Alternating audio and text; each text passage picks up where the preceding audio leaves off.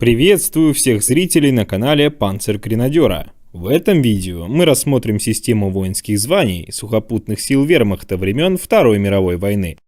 Рассмотрим, как выглядели погоны и знаки различия у различных родов войск. В вермахте не существовало единого звания для рядовых солдат, они именовались по специальности. Например, обычный пехотинец – шутце, сапер – пионир, артиллерист – канонир и так далее.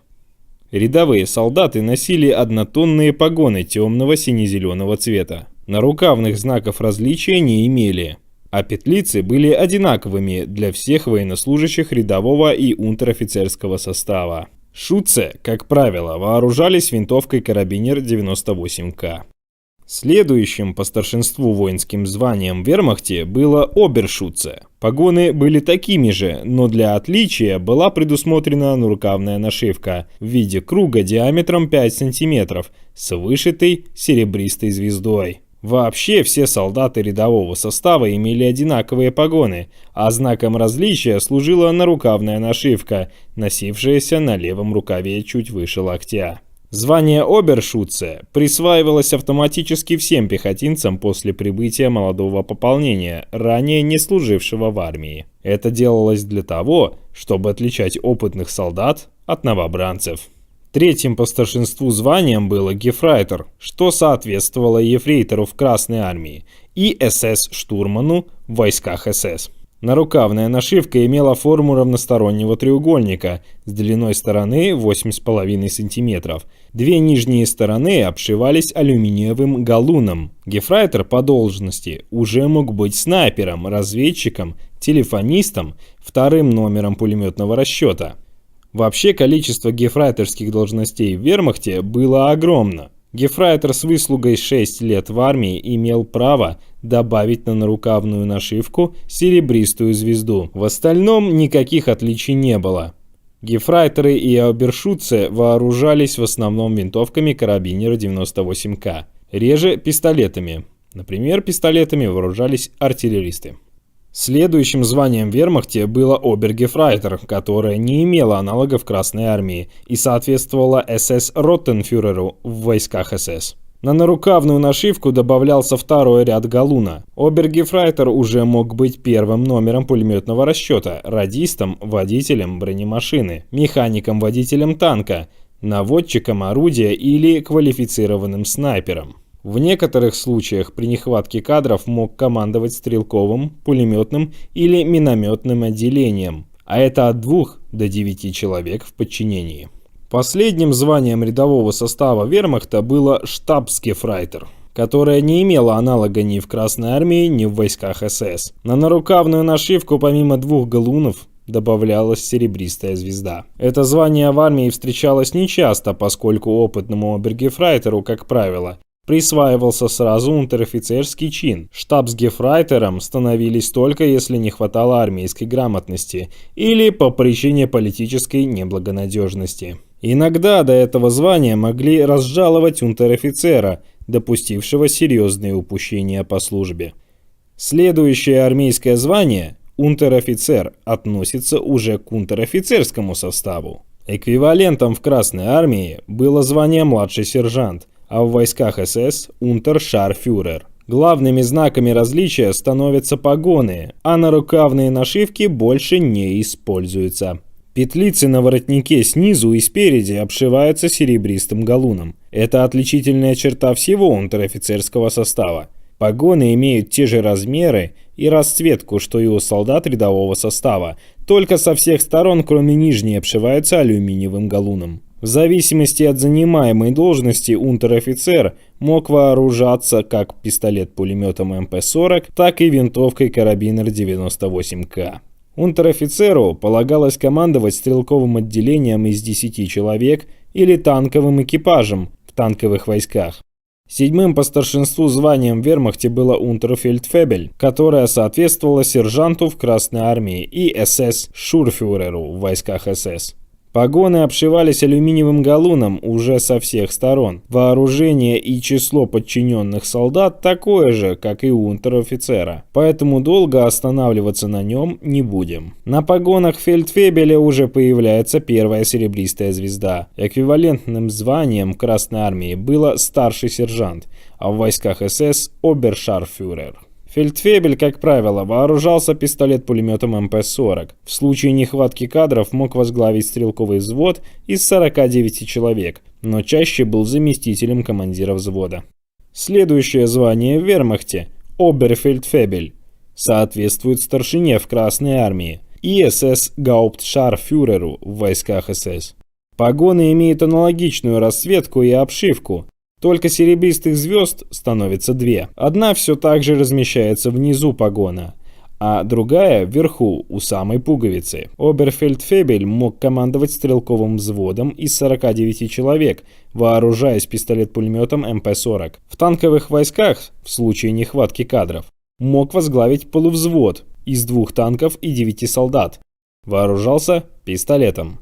Последним званием унтер-офицерского состава вермахта было штабсфельдфебель, которое примерно соответствовало старшине в Красной Армии и СС-штурмшарфюреру в войсках СС. Оформление погонов без изменений, только добавляется еще одна серебристая звезда. 2 из них размещаются в нижней части погона, 3 вверху у самой пуговицы. Чаще всего штабсфельдфебель исполнял обязанности ротного или батальонного старшины. Эта должность называлась гауптфельдфебель. Однако не следует путать этот термин с воинским званием, как это делают некоторые историки. Гауптфельдфебель – это именно должность, поэтому погоны не имели никаких отличий. Исполняющий обязанности ротного старшины носил на обоих рукавах, на обшлагах, по 2 ряда алюминиевого галуна.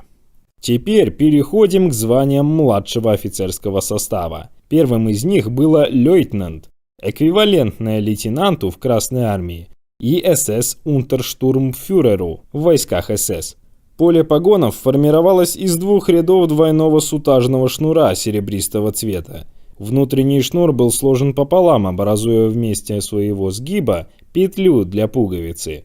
Внешний шнур огибал внутренний. Лейтенанту полагалось командовать стрелковым взводом из 49 человек или танковым взводом из 4 танков и 19 солдат. Вооружался пистолетом и в ряде случаев дополнительно пистолет-пулеметом. Камераден, чтобы не терять связь со своими зрителями из-за блокировок YouTube, я создал канал Панцергренадера в Телеграме. Приглашаю всех желающих подписаться на него. В Телеграме я публикую штатные структуры различных подразделений в наглядном виде, рисунки униформы и снаряжения солдат, редкие раскрашенные фото с подписью, познавательные книги и журналы, а также все видео, которые выходят на YouTube. Ссылку на телеграм-канал вы найдете в описании под видео. Следующим по старшинству званием было оберлейтенант, аналог старшему лейтенанту в Красной Армии и СС-оберштурмфюреру в войсках СС. Погоны имели аналогичное оформление, только добавлялась одна звезда золотистого цвета. Звезда могла размещаться как посередине погона, так и в нижней части. Оберлейтенант имел такое же вооружение и количество подчиненных, как и лейтенант. В случае нехватки кадров мог возглавить стрелковую роту из 190 человек.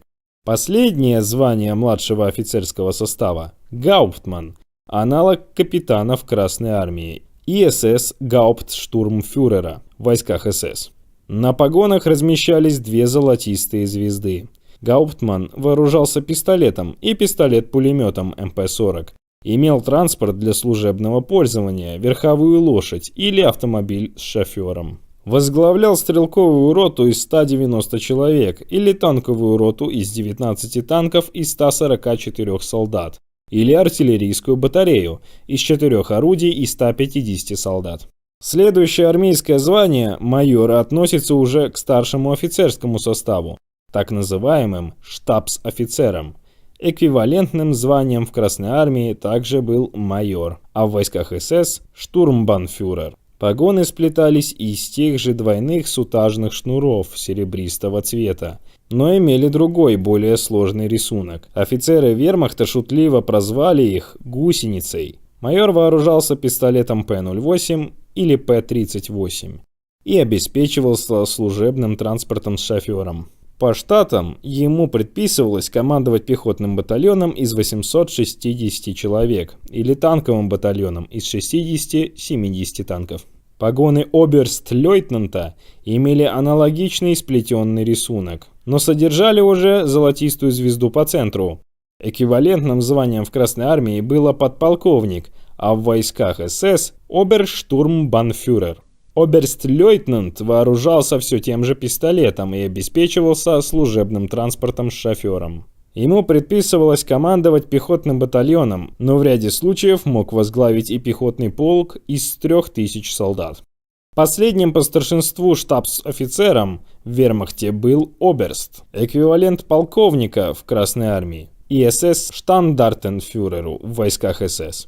Погоны имели аналогичное оформление, только звезд золотистого цвета было уже две. Оберст вооружался пистолетом и обеспечивался служебным транспортом с шофером. По штату ему полагалось командовать пехотным полком из 3000 человек или танковым полком из 120-150 танков. Прежде чем мы перейдем к обзору генеральского состава вермахта, предлагаю рассмотреть цвета различных родов войск, по-немецки Waffenfarbe. В германской армии для того, чтобы можно было легко определить, к какому роду войск относится военнослужащий, окантовку или подложку его погонов выкрашивали в тот или иной цвет. Это касалось рядовых солдат и офицеров. А у генералов цвет подложки был только красным. У обычной пехоты цвет окантовки и подложки был белым. У танковых войск – розовый, у артиллерии, в том числе самоходный и зенитный – алый, у саперных частей – черный, у кавалерийских частей – золотисто-желтый, у полевой жандармерии – оранжевый, у горно-егерских войск – светло-зеленый, у автотранспортных частей – светло-синий, у подразделений связи – лимонно-желтый, не следует путать с расцветкой кавалерии. У мотопехотных частей – травянисто-зеленый, не следует путать с расцветкой горных стрелков. У санитарных частей – васильково-синий, не следует путать с расцветкой автотранспортных частей.